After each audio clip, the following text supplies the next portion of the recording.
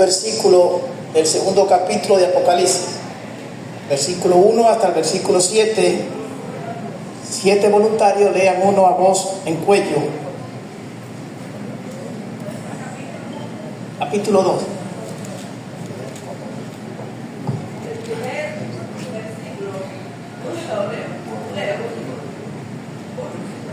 Sí. Escribe al ángel de la iglesia de Éfeso, el que tiene las 7 estrellas en su diestra y anda entre los 7 candeleros de oro. Dice: yo conozco tus obras, tu arduo trabajo y tu perseverancia, y que no puedes soportar a los malos. Has probado a los que dicen ser apóstoles y no lo son, y los has hallado mentirosos. Y has sufrido, y has tenido paciencia, y has trabajado arduamente por amor de mi nombre, y no has desmayado. Pero tengo contra ti que has dejado tu primer amor. Recuerda por tanto de dónde has caído, y arrepiéntete, y haz las primeras obras, pues si no, vendré pronto a ti y quitaré tu candelero de su lugar, si no tuvieres arrepentido. Pero tienes esto, que aborreces las obras de los nicolaítas, las cuales yo también aborrezco. El que no ha oído este oído lo que el Espíritu dice a la iglesia. Al que salga vencedor, le permitiré comer del árbol de la vida, el cual está en medio del paraíso. Señor, de una gran bendición al que puede escuchar y leer su gloriosa y santa palabra. Amén. Con esa misma actitud le invito a cerrar los ojos. El llamado divino. ¿Cómo se llama el tema, mis hermanos? El llamado divino. Como estudiante, como esposo, como esposa, como trabajador, como un buen deportista, todos en algún momento necesitamos detenernos y hacer un ajuste. Los que dirigen algún equipo, hay momentos que detienen el juego para hacer reajuste, cambiar y colocar nuevas ideas, nuevos planes, porque el equipo va a la deriva.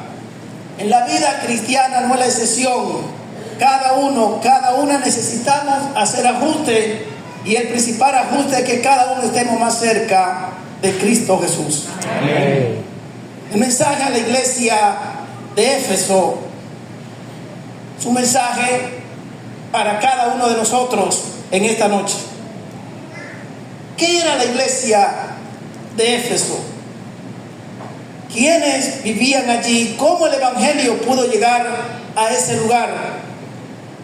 En el libro de Hechos de los Apóstoles, capítulo 18 y 19, habla de el gran evangelista Apolos, hombre muy versado en las escrituras, que tanto en Éfeso como en Corinto pudo estar predicando, y él establece la iglesia en este lugar. Y más adelante entonces Pablo prosigue la obra con Bernabé. La iglesia de Éfeso era una iglesia privilegiada. Según los historiadores, era casi una segunda capital de Roma. Allí estaba el poderoso templo de Diana o Artemisa. Allí había todo tipo de juegos, de trabajo, una ciudad muy comercial, parecida a Sodoma y Gomorra del Antiguo Testamento.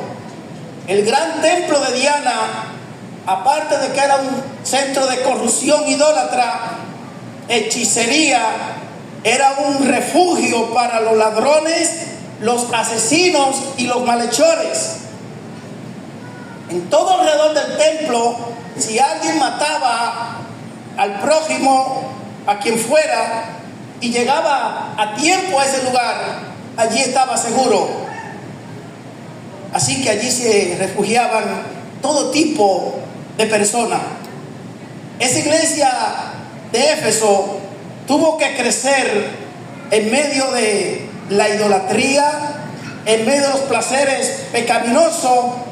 Sin embargo, a pesar de todo eso, el amor de Cristo pudo crecer en esa ciudad. ¿Alguien da gloria a Dios por eso? Apolo predicó con poder y Pablo prosigue la obra. Pero cuando Pablo inicia la obra, Hechos capítulo 19, se encuentra con un grupo de jóvenes. Le preguntó que si cuando se bautizaron recibieron el Espíritu Santo, y le dijeron: ni tan siquiera hemos oído que hay un Espíritu Santo. Y Pablo les rebautizó otra vez. Pero aparecieron como 7 muchachos, dice el doctor Lucas, que eran hijos de un tal Esteban, y comenzaron a echar fuera a un demonio, y lo hacían de esta forma: por el Jesús que predica Pablo. Y el demonio le dijo: pero sé quién es Jesús y conozco a Pablo, pero ustedes, ¿quiénes son? Y el demonio saltó sobre ellos, golpeándole y quitándole la ropa, y eso fue notorio en toda la ciudad. Fue allí en Éfeso donde Demetrio comenzó a decir que estos hombres están interrumpiendo el culto a la gran diosa Diana, y se armó un tremendo alboroto.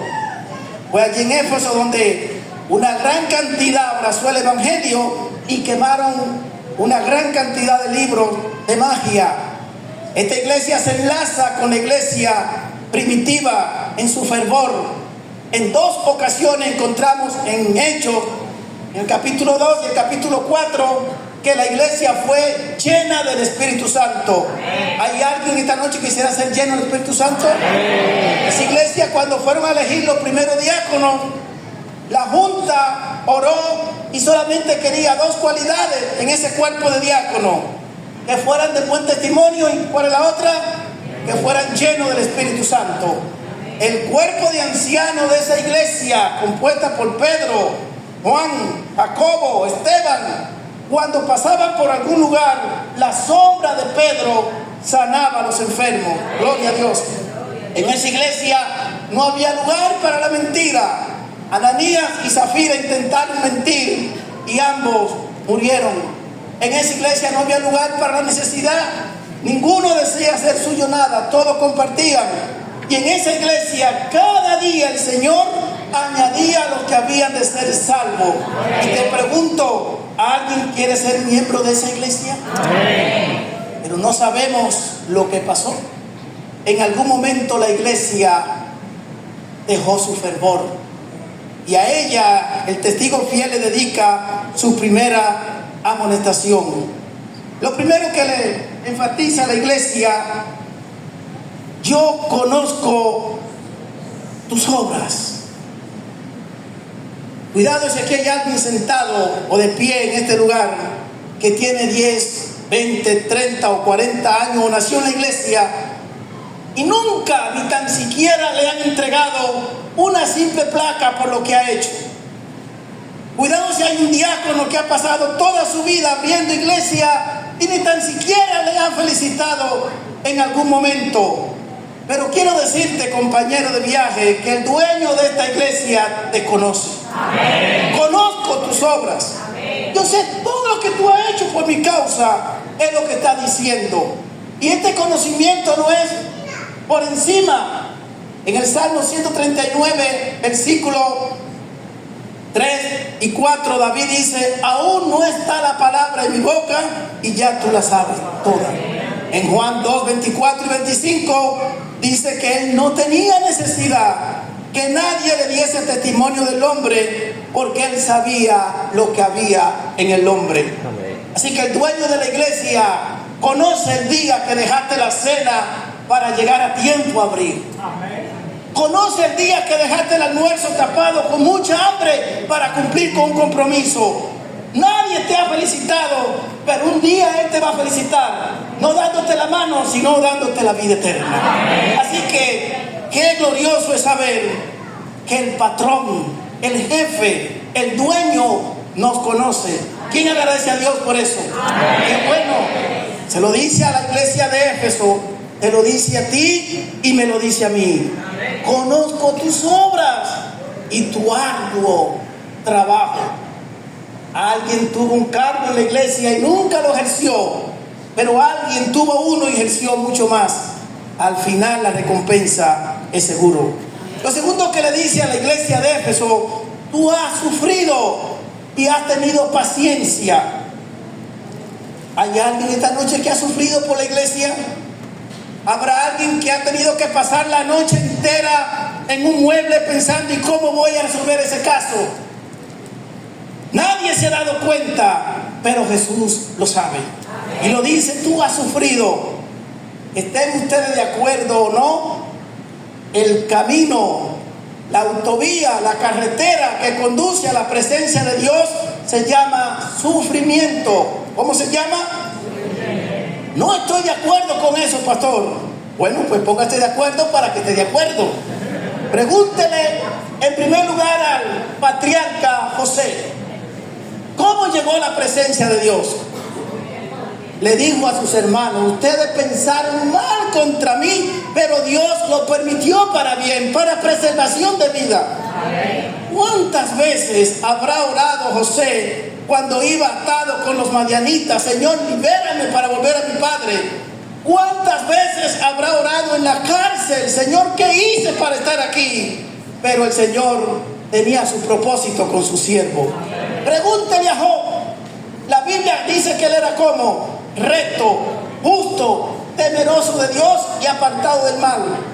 10 hijos en un solo día, 500 yuntas de bueyes, 7,000 ovejas, muchísimos criados. Todo se perdió. ¿Qué pecado hizo?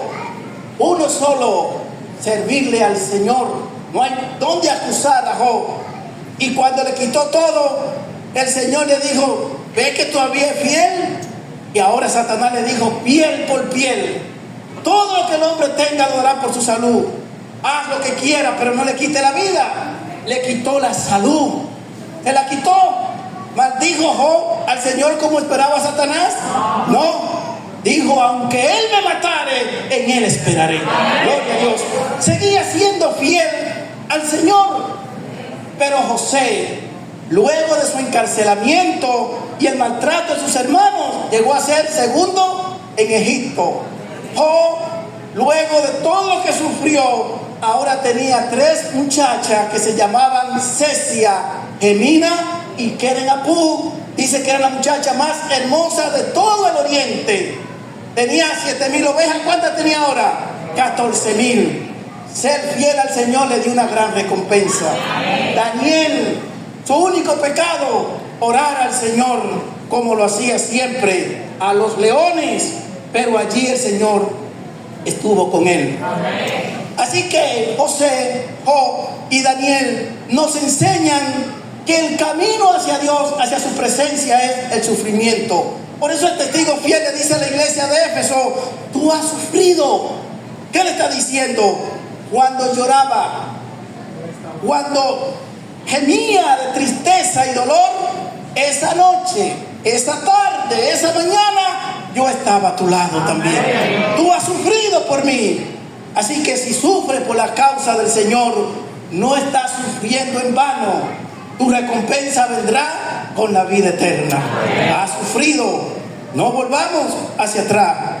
Prosigamos hacia adelante. Lo tercero que le dice el testigo fiel a la iglesia: tengo algo contra ti. ¿Cómo le dice, mis hermanos?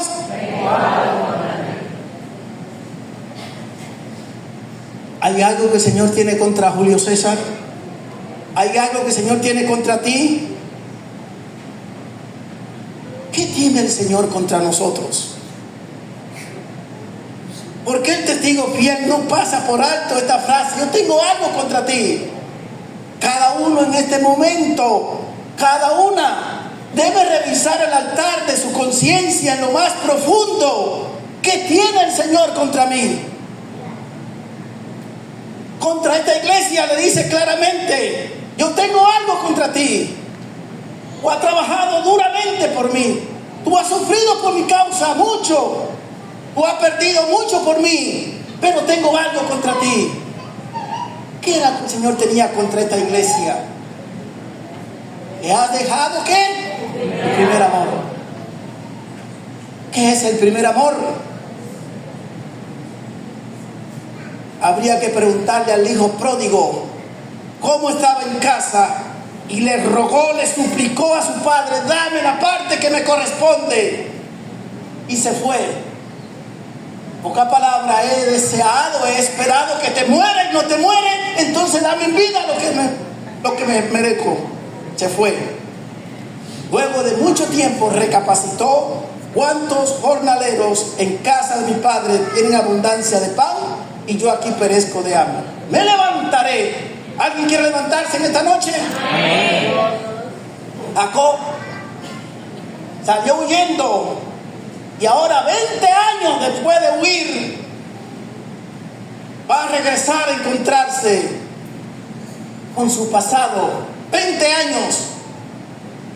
Toda una noche junto al arroyo del Jabón era poco para él pasarla entera confesando para empezar otra vez. Manasés, 55 años necesitó para recapacitar. ¿Cuánto necesita Julio César? ¿Cuánto necesitas tú? ¿Como el hijo pródigo? ¿Como Jacob? ¿Como Manasés? ¿Qué tiempo necesita? El testigo fiel me está diciendo en esta noche: tú has dejado tu primer amor. Alguien diría: yo no lo he dejado. Si usted no lo ha dejado, yo lo he dejado.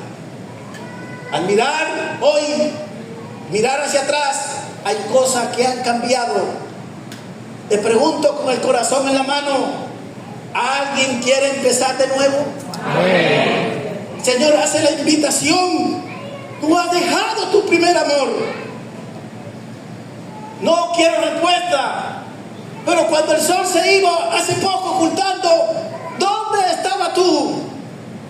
Con tu esposa y tus hijos, esperando el sábado. ¿Dónde estaba? Yo tenía apenas unos 14 años, con un paquete de cuadros bien lejos de la ciudad, y un señor que solo recuerdo que le decíamos papá. Murió hace mucho. Y cuando se acercaban las horas del sábado, como a las 5, yo le decía a él: papá, mire, dentro de poco yo voy a hacer un culto, voy a cantar un himno, voy a orar.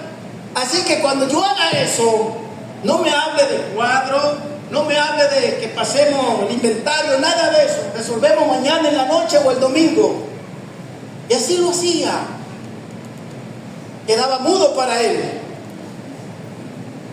Al llegar, mi hermano mayor le preguntaba: ¿y cómo fue todo? Todo iba bien, pero cuando recibió un sábado, dejó de hablarme.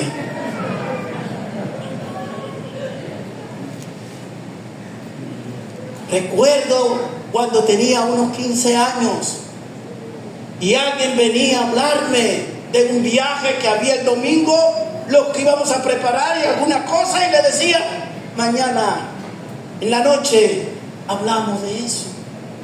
¿Y cuántas veces a mí me detuvieron? Hoy no se habla de eso.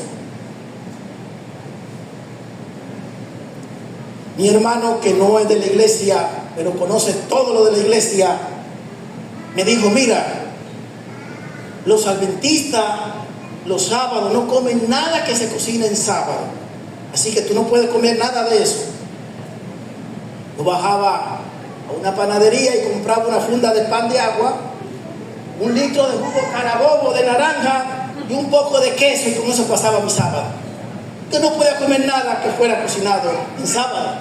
Así me decía él, erróneamente.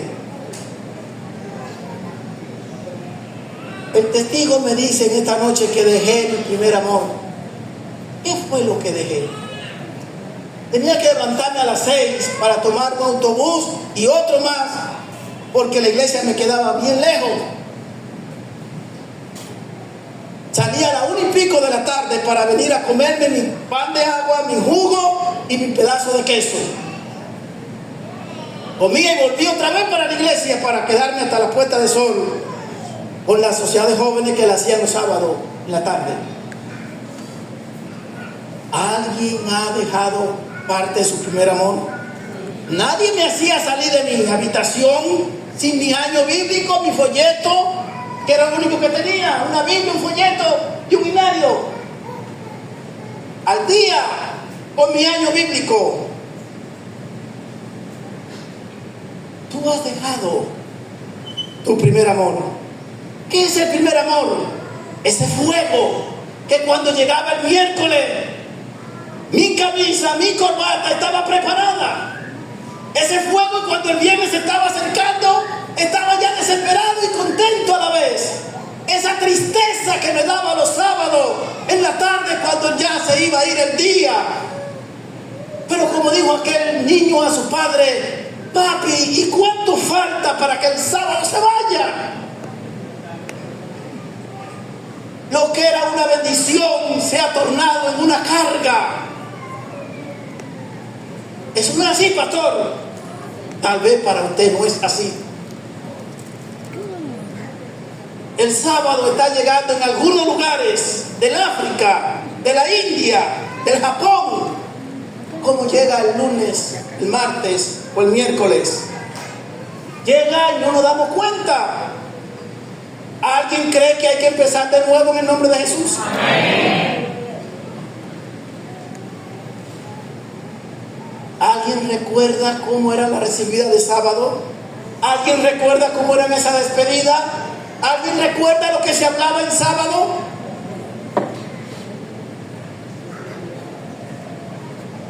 ¿Por qué se murió el fuego en Éfeso? En algún punto de la historia la iglesia dejó de orar. En algún punto de la historia la iglesia dejó de predicar. Lucas dice que al principio no cesaban cada día de predicar y enseñar a Jesucristo. Y el Señor cada día añadía a la iglesia, ¿a quiénes? A los que habían de ser salvos. No había entrada para el enemigo.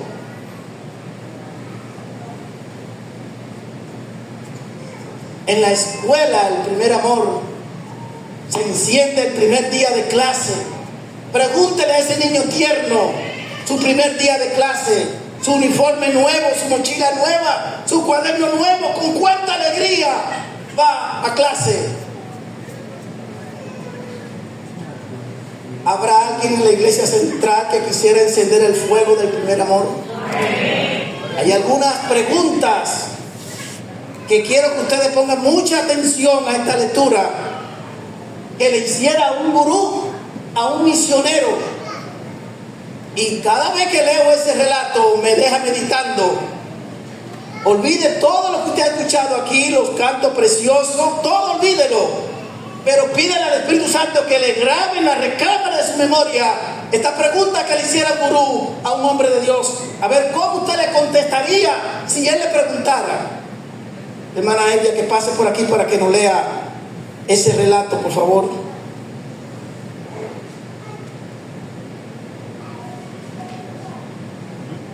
Hace un par de años, un amigo mío estaba viajando como misionero en Sudáfrica. Para pasar el tiempo, mientras el autobús en que viajaba iba a los altos en los caminos montañosos, le preguntó al extraño sentado a su lado a qué se dedicaba. El hombre contestó: soy brujo curandero. Realizo hechizos en las personas, enfermo a la gente y también la curo. Enriquezco a la gente y también hago un conjuro para que pierdan todas sus riquezas. Se ufanó: si quieres, puedo hacer un hechizo y hacer que tu esposa te deje y puedo traerte a la mujer de tus sueños. Oh, no, no podrías hacer un hechizo en mi casa, respondió David con firmeza. Sí, podría, dijo el curandero. No, no es cierto, contestó David, defendiendo su postura. Déjame hacerte algunas preguntas, insistió el doctor. Está bien, pregúntame. ¿Ves pornografía? No. ¿Ves magia o películas que tienen que ver con el ocultismo? No. ¿Ves novelas? Nunca. ¿Lees revistas del mundo como...? Y allí entonces comenzó a nombrarle algunas de las revistas comunes en aquella región. David contestó: no, de ninguna manera. ¿Alguna vez escuchas rock, Y allí comenzó también a nombrarle algunos de esos estilos del rock. David entonces le contesta, no. Dice que David entonces sonriendo, le dice que no, ya que sabía hacia dónde se dirigía con esa conversación. Después de que el curandero hubo agotado su lista, miró a David con renovado respeto. Tienes razón, no puedo hacer nada contigo o con tu familia, pero en el momento en que comiences a participar de alguna de esas actividades, puedo ejercer todo el poder del mundo sobre ti. ¿Entendieron la pregunta del gurú a nuestro hermano misionero? Con una simple respuesta equivocada, ya el enemigo tiene una ventana abierta para entrar a nuestra vida, a nuestro hogar. Has dejado tu primer amor. Y al final el testigo fiel le da una amonestación que es la que quiero dejar con cada uno en esta noche. Versículo 5. Recuerda, por tanto, de dónde has caído y arrepiéntete. ¿Hay alguien que quiera arrepentirse en esta noche? El testigo fiel está aconsejándote. Recuerda dónde fue que caíste. Puedo ocultarle a mi esposa dónde fue, al esposo, al hijo, al hermano, al compañero, pero al testigo fiel. Recuerda, ¿sería frente a alguna pantalla prohibida donde caí? ¿Sería en algún negocio ilícito donde caí? ¿Sería en alguna relación? No importa, vamos a empezar en el nombre de Cristo Jesús. ¿Dónde fue que caímos? El día que José y María perdieron a Jesús, lo encontraron donde mismo lo dejaron, en el templo. Y si tú lo has perdido, lo vas a encontrar donde lo dejaste. Sería frente a alguna pantalla. Regresa allí y dile al Señor, mira, frente a esta basura fue que perdí mi relación contigo. Hoy quiero empezar de nuevo. Y empieza. ¿Fue nuestra forma de hablar la que cambió? ¿Fue nuestra forma de vestir la que cambió? ¿Fue nuestra forma de alimentarnos? ¿Qué tiempo estamos pasando con la oración? ¿Qué tiempo estamos pasando con la palabra de Dios? Recuerda de dónde has caído. Es el consejo final del testigo fiel a la iglesia de Éfeso. Me invita a que me recuerde. Y al recordar, entonces, decirle al Señor, fue frente a la banca, comencé a jugar lotería, Señor. ¿O será como aquel joven que la iglesia invitó a la junta para ponerle una censura? Decían algunos que él estaba jugando gallo. Nadie estaba seguro, pero alguien lo afirmaba y había que censurarlo.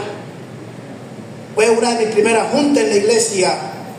Yo tenía que tener como 16 o 17 años. Y nunca olvido ese sábado de tarde. Qué triste estaba. Ese joven fue censurado. Pero al salir de la junta me encontré con él, que acariciaba un gallo, sábado en la tarde. ¿Y qué terminó la junta conmigo?, me preguntó. Bueno, el problema tuyo era ese que tú tienes allí, jugador de gallo. ¿Qué determinó la junta conmigo? ¿Dónde fue que caímos? El Señor nos invita a recordar. Y por último, querida iglesia, el consejo del testigo fiel: arrepiéntete y haz las primeras obras. ¿Qué tenemos que hacer? Dice el testigo fiel: arrepiéntete. Me invita a que me recuerde, me invita a arrepentirme, a practicar las primeras obras. Y si no quiero hacerlo, entonces la sentencia final: si no, vendré pronto a ti y quitaré tu candelero de su lugar. que eso nunca ocurra contigo. Que ninguno tome tu corona, le dice el testigo a otra iglesia. ¿Hay alguien que quiere empezar en esta noche? Es el llamado divino a reconocer con toda integridad, con toda sinceridad, que hemos perdido el primer amor, pero podemos encenderlo otra vez. Si hay alguien que quisiera decirle al Señor, si hay algún joven, algún adolescente, algún anciano que quiere decirle al Señor, permíteme encender la llama del primer amor, quiero que pase aquí para que juntos elevemos una oración intercesora al Señor, rogándole que encienda ese fuego otra vez. Ese deseo de recibir el sábado, ese deseo de estudiar su palabra, ese deseo de orar, que vuelva